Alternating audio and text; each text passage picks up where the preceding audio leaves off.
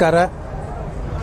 ಕೃಷಿ ವಿಶ್ವವಿದ್ಯಾಲಯ ಧಾರವಾಡದ 2025ರ ಕೃಷಿ ಮೇಳ ತಮಗೆ ಗೊತ್ತಿದ್ದಂಗೆ ಇದೇ ತಿಂಗಳ ಸೆಪ್ಟೆಂಬರ್ 13ರಿಂದ 16 ಅಂದರೆ ಇಂದಿನವರೆಗೆ ನಡೆದು ಇವತ್ತು ಮುಕ್ತಾಯವಾಯಿತು. ಈ ಒಂದು ಕೃಷಿ ಮೇಳದಲ್ಲಿ ನಿನ್ನೆಯವರೆಗೆ 19,99,000 ಜನರು ಭಾಗವಹಿಸಿದರು. ಒಟ್ಟು 600 ಸ್ಟಾಲುಗಳು ಈ ಕೃಷಿ ಮೇಳದಲ್ಲಿ ನಿರ್ಮಿಸಿದ್ದೇವೆ ವಿವಿಧ ಪರಿಕರಗಳಲ್ಲಿ.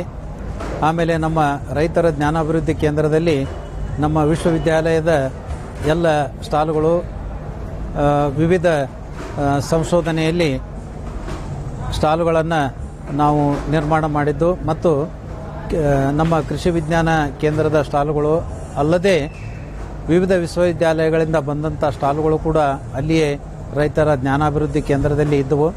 ಮತ್ತು ರೈತರಿಗೆ ಸಮಸ್ಯೆವಿದ್ದಲ್ಲಿ ಅಲ್ಲಿ ರೈತರ ಸಮಸ್ಯೆಯನ್ನು ನಿವಾರಣೆ ಮಾಡಲಿಕ್ಕೆ ನಾವು ಅಲ್ಲಿನೂ ಕೂಡ ವ್ಯವಸ್ಥೆ ಮಾಡಿ ವಿಜ್ಞಾನಿಗಳನ್ನು ಕೂಡಿಸಿ ರೈತರ ಸಮಸ್ಯೆಯನ್ನು ಬಗೆಹರಿಸಲಿಕ್ಕೂ ಕೂಡ ವ್ಯವಸ್ಥೆಯನ್ನು ಇತ್ತು.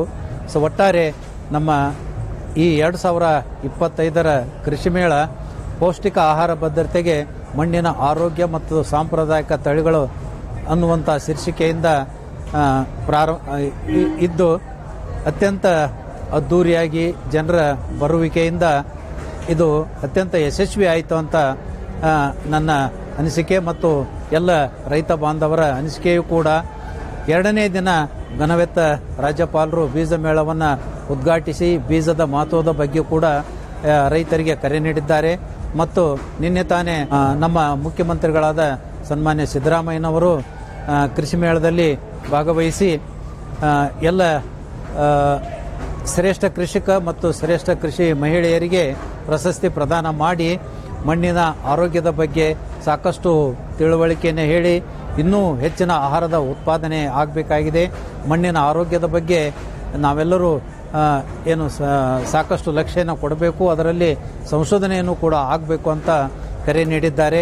ಆ ಒಂದು ನಿಟ್ಟಿನಲ್ಲಿ ನಮ್ಮ ಕೃಷಿ ವಿಶ್ವವಿದ್ಯಾಲಯ ಹೆಚ್ಚಿನ ಉತ್ಪಾದನೆಗಾಗಿ ಇನ್ನೂ ಅನೇಕ ಹೊಸ ತಳಿಗಳನ್ನು ಬಿಡುಗಡೆ ಮಾಡಿ ಮಣ್ಣಿನ ಆರೋಗ್ಯದ ಬಗ್ಗೆಯೂ ಕೂಡ ಸಾಕಷ್ಟು ಲಕ್ಷ್ಯನ ಇಟ್ಟು ಮತ್ತು ಸಂಶೋಧನೆಗಳನ್ನು ಕೂಡ ಎತ್ತಿಕೊಳ್ತವೆ ಅಂತ ಈ ಒಂದು ಸಂದರ್ಭದಲ್ಲಿ ಹೇಳಿಕೆ ಇಚ್ಛಪಡ್ತೇನೆ. ಒಟ್ಟಾರೆ ಈ ವರ್ಷದ ಕೃಷಿ ಮೇಳ ಅತ್ಯಂತ ಯಶಸ್ವಿಯಾಗಿ ಸಮಾಪ್ತಿಯಾಯಿತು ಅನ್ನೋದನ್ನು ಹೇಳಿಕೆ ಇಷ್ಟಪಡ್ತೇನೆ.